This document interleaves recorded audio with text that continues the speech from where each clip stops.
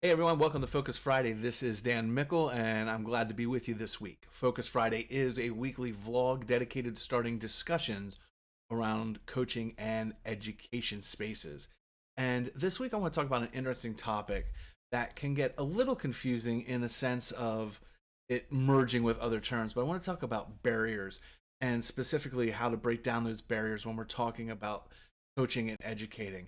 And I'm not talking about the barriers that we mainly talk about or focus on, like economic barriers or entry barriers into a sport or into an activity. I want to talk more about what are some of the barriers that may be holding back a player or a student from learning.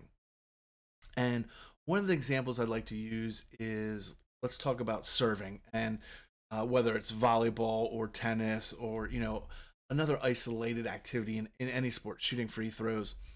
A lot of times when a player is struggling, the coach's first reaction is, well, we're going to work on the technique and let's just keep pushing through and we're going to get lots of reps and practice and practice and practice. And that goes into the philosophy of mental toughness. And that's why I have such a love hate relationship with that term. I understand um, why we say mental toughness. I get the overall reaching aspect of that term, but the problem I have with that is there's a lot of times that mental toughness seems to be materialized as just grit and resilience and no matter what, keep going and eventually you'll get it. Keep serving that ball and eventually it'll get over the net and just work and work and work and lots of reps. But I like to think of it more as mental flexibility, because what if it's something holding us back? And it's not about just getting those reps and keep trying and keep trying and keep trying. It's about, we need to think about a different way of doing it. And I think that's where we lose that component when we talk about mental toughness. We just think about grit and pounding our head against that wall to break through it versus opening the door, going around the wall. So when it comes to serving, again, I like using this example because I think it's clean and it's kind of easy. You have a player that's struggling with their serving, and instead of saying, "Okay, let's just get you 1,000 reps, keep going, 1,000 hours, and you'll be great at this," I think we need to step back and say, "Are there barriers? Are there something that holding us back?" And it could be something like performance anxiety, and maybe the player has a hard time serving because the focus is on them, and that's what creates the anxiety. They have anxiety because they're afraid to let the coach down, or let the team down, or let the players down. That we don't take the time to realize that it's not the skill, it's not specific to serving that's causing the issue, it's this other barrier.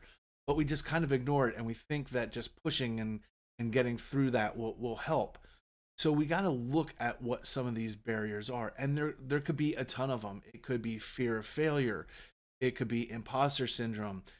Someone gets selected for a top team and now they have to go out and run plays or command the offense or command the defense, and now they freeze because they feel like, uh-oh, I got by, but now I'm being exposed on. So those are the things that we kind of have to look at. Too many times as coaches and educators, we ignore those barriers. We're so focused on them getting the skill and getting the results that we don't possibly take the time to sit back and think, wow, there could be something larger at play here.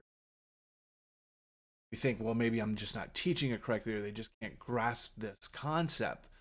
But again, there could be something much larger at play. Anxiety, negative self talk, all these things that could be actually the barrier, and it's not the skill.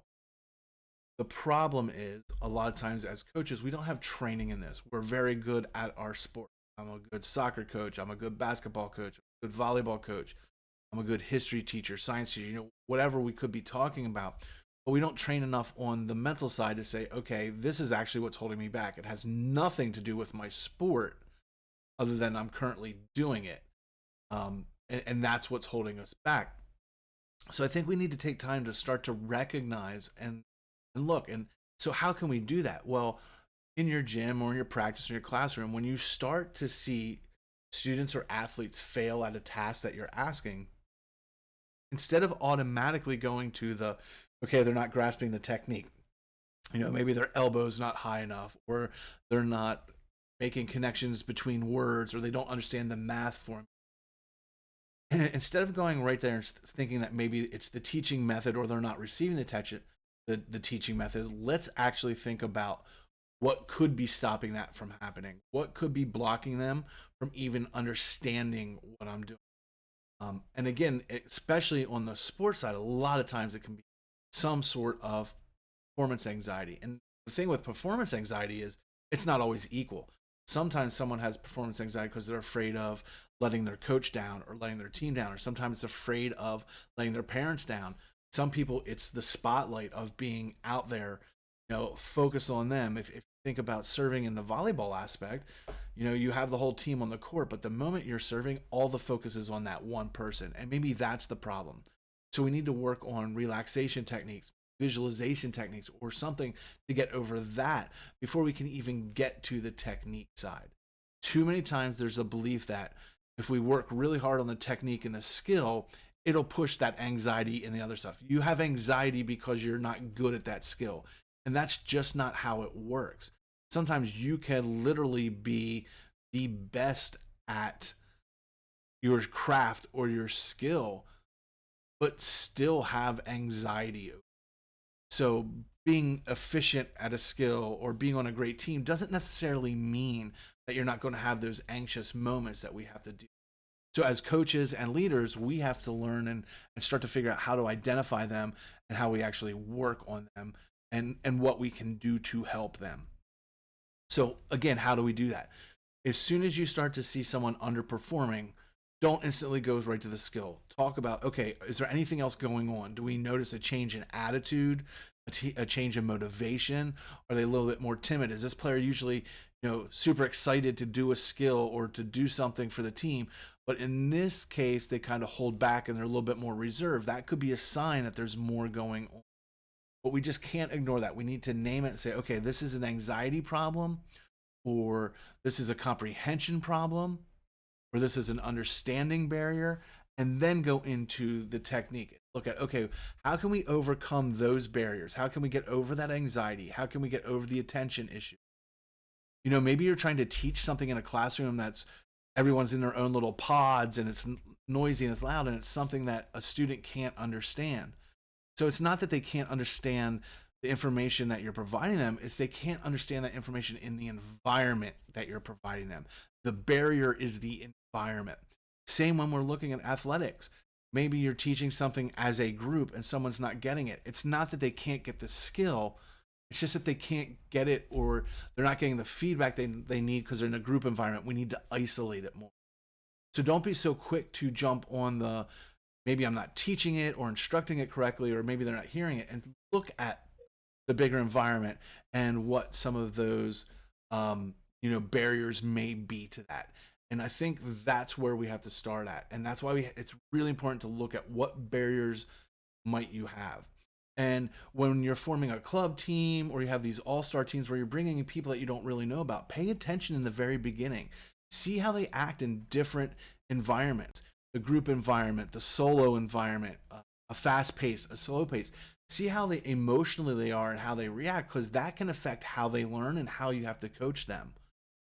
But again, a lot of times we just talk too much about this is my method and this is how it's going to be, and once you get it, you'll be fine. There could be better ways to handle this if we take the time to learn and understand those players and the students that we have and what barriers they have to their learning. All right, I hope you enjoyed this week's Focus Friday. I will see you back here next week. Remember, you can always reach out to me, danmickle.com for the website, and across all social media at Real Dan Mickle. Would love to hear your thoughts. What barriers have you come across? How you've solved some of those barriers? I'm sure there's a lot of coaches and teachers and educators out there that have a lot of these barriers or come across them, and would love to know how you helped it. How did you help that student, or how did you help that athlete in a challenging situation? So make sure you put something in the comments and let's start this discussion. And as always, make sure you hit that subscribe button so you get the latest updates and the videos every week. Peace, much love, don't suck. One day one, it's either day one or one day, it's your choice. And I'll see you back here next week for the next Focus Friday.